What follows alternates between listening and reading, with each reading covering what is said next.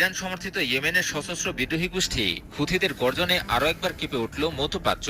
Saudi আরবে আবারও ভয়াবহ ড্রোন হামলা চালালো হুথি বিদ্রোহী গোষ্ঠী। সৌদি আরবের আরামকো তেল শোধনাগারে এই হামলাটি চালালো হুথিরা। হরমুজ প্রণালীতে ইরানের নিয়ন্ত্রণ, লোহিত সাগর ও বাবেল মানদ্বীপ প্রণালীতে হুথিদের অবরোধের জেরে সৌদি আরবের তেল বাণিজ্য যখন এমনিতেই নাজেহাল অবস্থা, ঠিক এই সময়ে তেল বাণিজ্যের উপর নির্ভরশীল সৌদি আরবের গুরুত্বপূর্ণ তেল শোধনাগারে হুথিদের হামলা রীতিমতো কাটা খাইয়ে নুনের ছিটার মতো কাজ করছে। প্রশ্ন হলো, সৌদি আরবকে কি শায়েস্তা করে ছাড়বে হুথি গোষ্ঠী?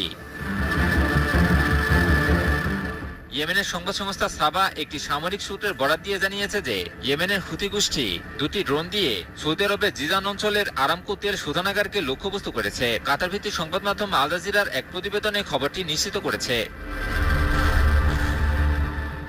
সূত্রটি সংবাদ সংস্থা সাবাকে জানায়, ইয়েমেনের সাদা এবং